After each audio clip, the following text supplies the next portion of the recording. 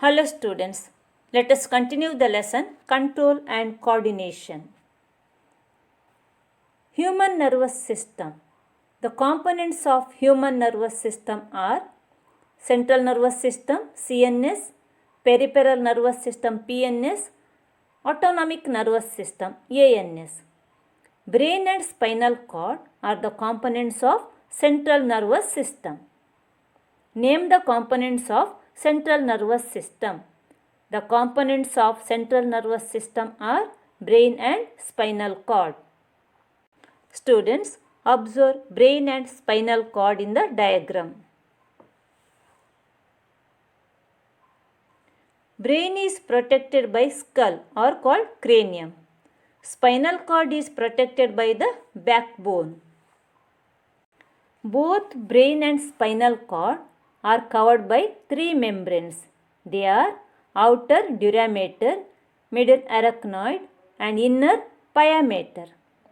These membranes are called meninges. The space between the meninges is filled with a watery fluid called cerebrospinal fluid CSF. This fluid, cerebrospinal fluid, flows from brain to spinal cord and back to brain. Cerebrospinal fluid flows from brain to spinal cord and back to brain. It protects brain and spinal cord from injuries and provides nutrients to the cells in brain and spinal cord. What is the function of cerebrospinal fluid? Cerebrospinal fluid protects the brain and spinal cord from injuries. Second function is it provides nutrients to both brain and spinal cord. The nerves which arise from the brain are called cranial nerves. There are 12 pairs of cranial nerves.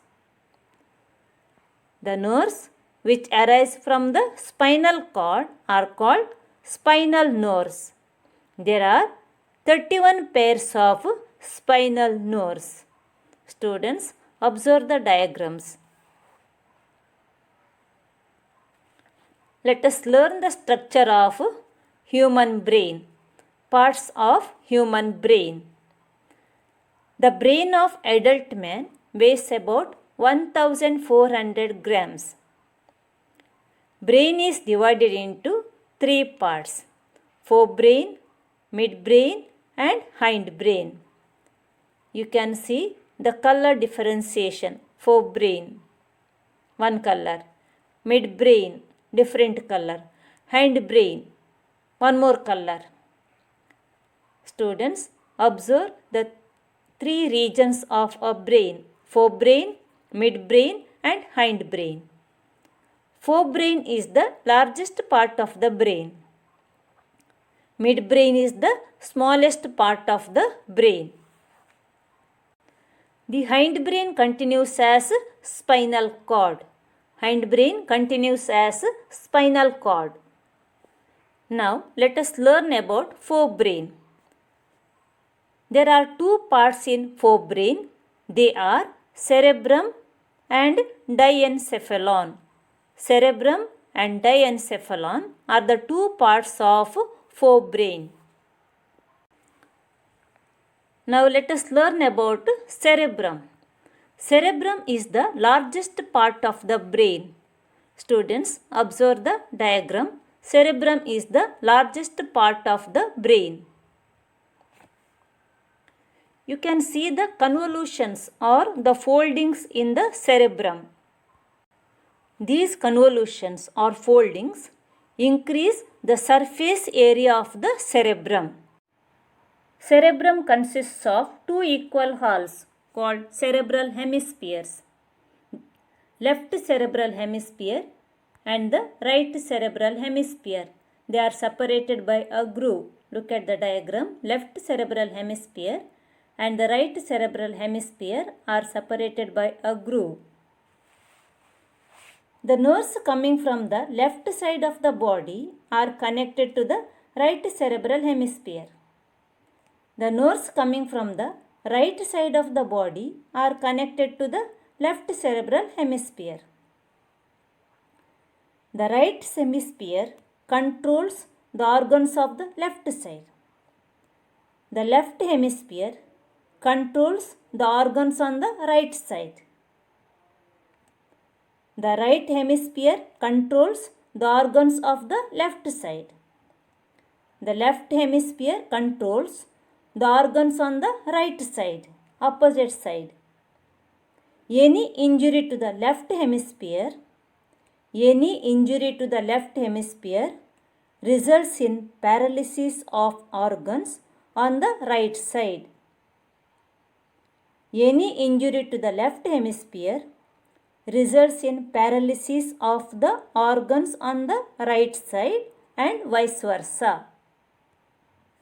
Cerebrum is the seat of consciousness, intelligence, imagination, reasoning, emotions, and willpower. It is the center of mental activity.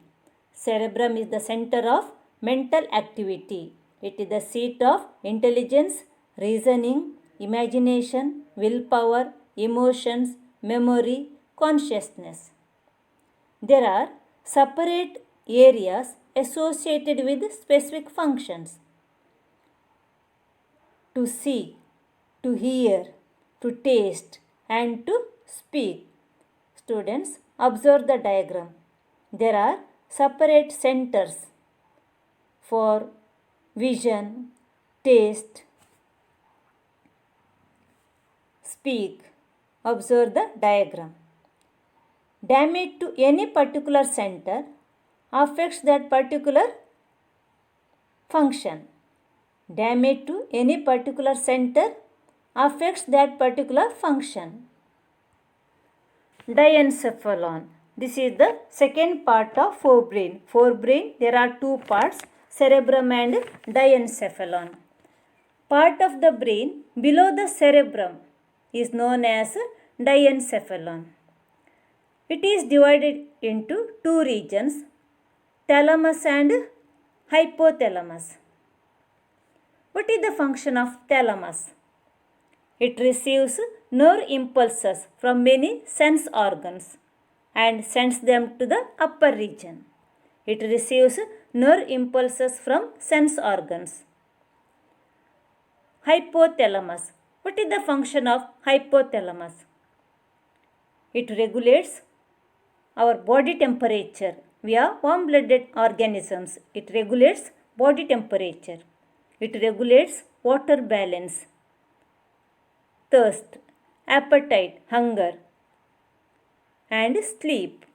It regulates body temperature, water balance, appetite, and sleep. Students, page number 84. Human brain. Below the diagram, there is a question. Study the label diagram of the human brain. Study the label diagram of the human brain. Different parts have different functions. Can we find out the function of each part? There is a question. You have to write the function of each part of the human brain. Students, practice to draw this diagram and learn the function of each part. Midbrain.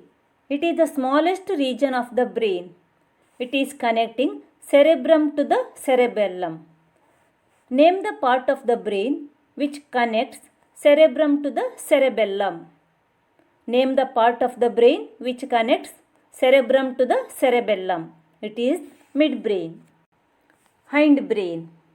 It consists of three parts: pons, medulla, cerebellum. Pons, medulla, cerebellum. These are the three parts of hindbrain.